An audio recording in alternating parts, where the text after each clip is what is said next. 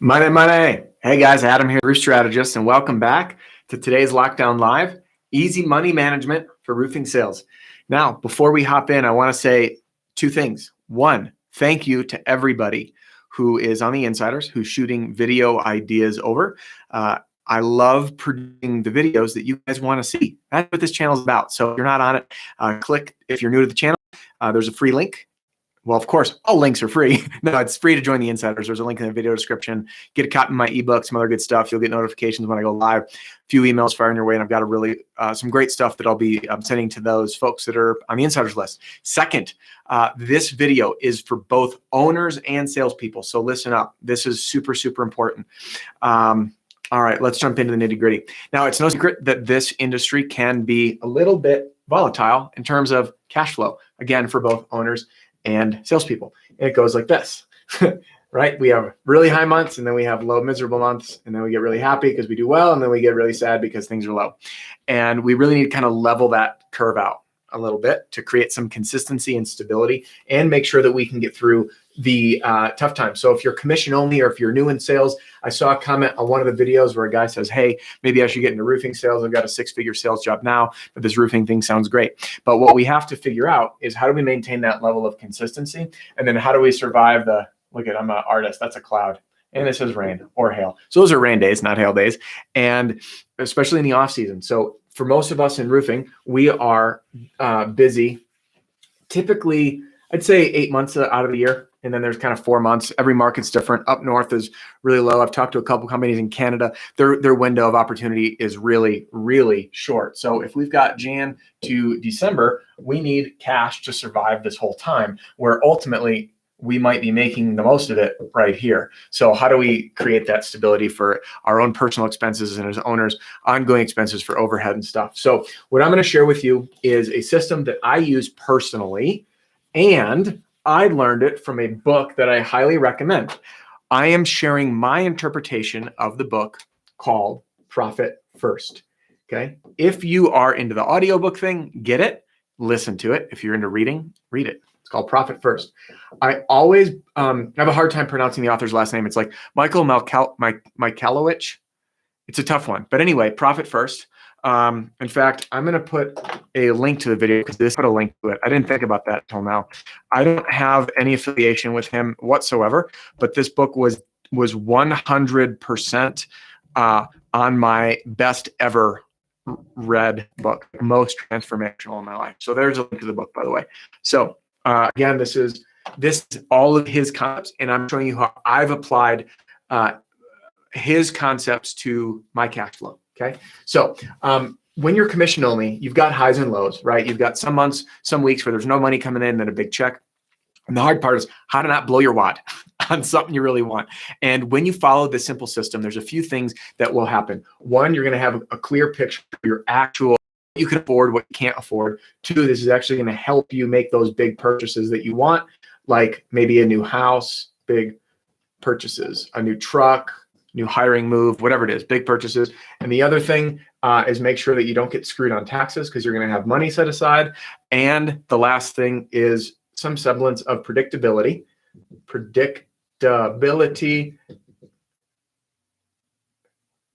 Sorry. Sometimes you need the spell check from when you're typing. And then obviously some stability to get you through. So new salespeople, it's important to manage your money, okay? Existing salespeople, you don't want to go to the beginning of the season asking for a draw. And then owners, you need to make sure you've got those cash reserves to pay for those critical things so you don't go cash poor and have to tap into lines of credit or take out a home equity line or something like that. And I know this isn't an issue as your company grows typically, but we all have dry spells. I know that we experienced, our best month followed by our best year followed by worst year, and stuff happens. You just be prepared for it. So again, Profit First. Okay. And let me see if I can pronounce his name. I'm going to give it a go. It is Michael Michalowicz. Yeah. So here's a scoop. Again, owners and salespeople. This represents a check. Okay. And I'm going to call this, we're just going to say check. Okay. So this is you getting paid. Ultimately, what you want to do is have all the monies go into one account. The only purpose of this account is to accept payment. Okay. So you're paid. Okay. Now, instead of this money sitting all in one account, you're breaking it up into separate buckets. Some people will do this on a spreadsheet, by the way, and then they'll track it that way. I personally do the separate accounts. I think it's a better way to do it because you have a really clear picture of what's in what bucket. So this is a distribution model. I'm gonna break it down into what's in there. So first, we have OPEX, which is OPEX. This stands for operating expenses.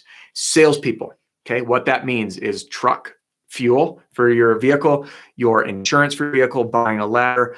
Let's see, what am I missing here? Your cell phone bill, your internet bill, repairs, oil changes, tires, all the, any software fees that you might buy, interactive hail maps, all that stuff. Okay, so that's for salespeople. All the things that are associated with selling are going to cost you a certain amount per month. For owner, your operating expenses, insurance, rent, utilities. By the way, payroll separate. I'm going to be touching on that. Marketing expenses, anything that is not personnel related. Okay, so that's your operating expenses. Then I'm going to show you how these divvy up. Then we have payroll. By the way, payroll for salespeople, this is what you're going to actually take money out of. Okay, meaning you're going to get paid. This is what you actually live on because there's other buckets that need to, you have to set aside money for your operating expenses. The last thing, and I've seen this with new salespeople, you run out of money for gas. That's a problem. We don't want to do that, right? So there's your payroll. Then we have a tax bucket because let me tell you something. If you don't pay taxes, nothing good comes from that. And then let's see, we have OPEX, payroll. Okay, then we have another one over here, which is profit. Okay. Now this is a simplified version of what's in his book, but I want to give you a palatable process, a simple process to follow. So let's say, and I'm going to show an example first on salespeople because it's more consistent. Okay. So I'm going to show you the distribution percentage for each of these buckets that money should go into. Owners, yours is going to be different based on your overhead. So I'll touch on that. So typically operating expenses might be, let's say 20% of your total income. I'm going to use a sample check. Let's say you get a $2,000 commission check. Okay. From that check, it comes in and 20% should go into this bank account.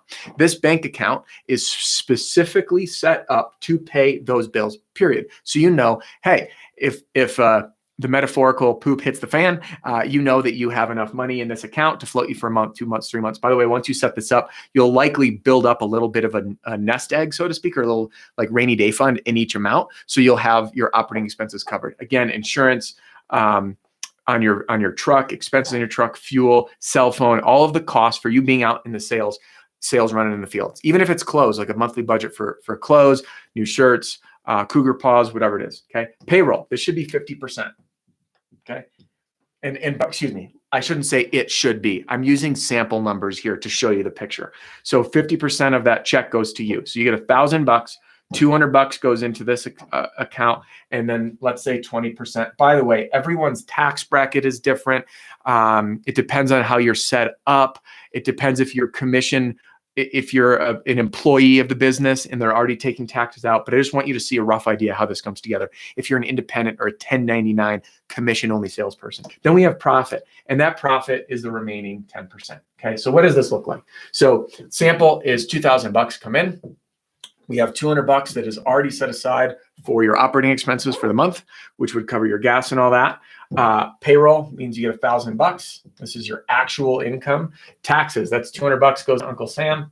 And then profit means $100. So you can see that if you amplify this by 50, which would bring you to 100 grand, I'm just going to show you, I'm going to just math this out super fast. But I need some help because I'm bad at math. All right, so 200, what did I just say it was, times 50? So it'd be 4 grand in the operating expense, okay? So this is annual, 4K. Then we've got 50,000 of payroll. By the way, don't worry, you're thinking, holy crap, I sure as heck better be making more than 50 grand, but you will, I'll show you. And then the tax account is gonna have another, what did I just say, 200 times 50, 10 grand.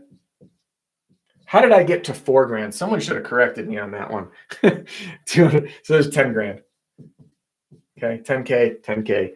And then that should have been, what in the world did I do, guys? This number is all wrong. Don't listen to this guy doing math. I've said this before. Let's correct some things. Sorry about that. I shouldn't have. I threw this idea on there. I'm like, we'll do some samples. Let's start from scratch. $2,000. 10% will be 200. 20% is 400. So we got 400 here.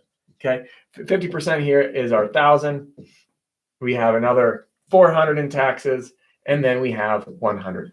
I apologize for that. So here's our projection. So now we know each time that check comes in, it goes to all these accounts. Now, as you can see, each check is going to add to each one of these buckets. So what happens is at the end of the year, you're living off of these payroll, you have tax set aside, so you're not in an uh-oh moment, and you've got your operating expenses covered. Now, it is a little daunting at first, but go sit down with whoever it is you bank with. I encourage you to set this up. I set it up. These are sample percentages. I'm not an accountant. I don't claim to be. As you can tell, I just butchered those numbers. And that's the beauty of doing things live. I can't go back and fix it. So you break it up. And then that way, as this grows, and I want to show you an example, because what Mike Michalowicz shares in his book is that each quarter, so every 4 months, you get to take half of this bucket and do whatever the heck you want. And that way, what happens, so let's say in 10 jobs, it's $1,000, right? So you get $500 to do whatever you want. 20 jobs, so-and-so. Owners, by the way, this is beautiful. You can use for anything, whether it's investments, whether it's the nest egg to buy the house, but that way 50% always stays in there, and then it grows, and then it grows. So you get started, you're only drawing a little bit of play money out, and then as you grow, it pays for really big things. What will happen when you establish the system is you will start to build up these nuggets. So let's say payroll comes up, and then you've got a dry month. Well, you will likely have a number of checks literally sitting in the bank account. So you can draw that money out and essentially pay yourself like you're on salary, so to speak, to get you through all those rainy days. So, hey, Eric, good to see you again. Hello from Kansas City and Shamrock Roofing. Love it.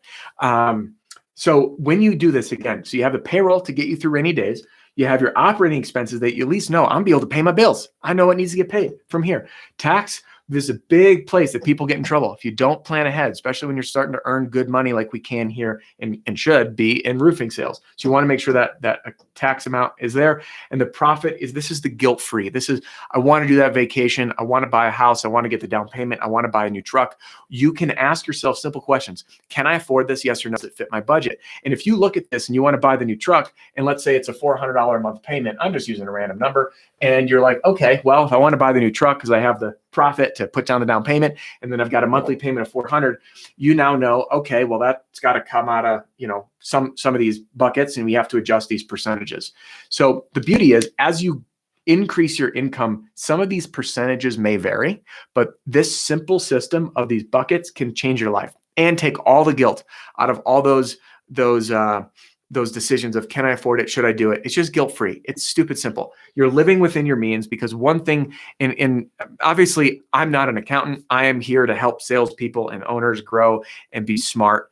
And this, I believe, to be a really powerful thing that a lot of people just don't spend a ton of time talking about, because we can get into trouble financially by spending all of our money at the end of the season. I know I'd have sales guys come to me like, say, Adam, I need a draw to start the season. I'm like, dude, you made $150,000 last year.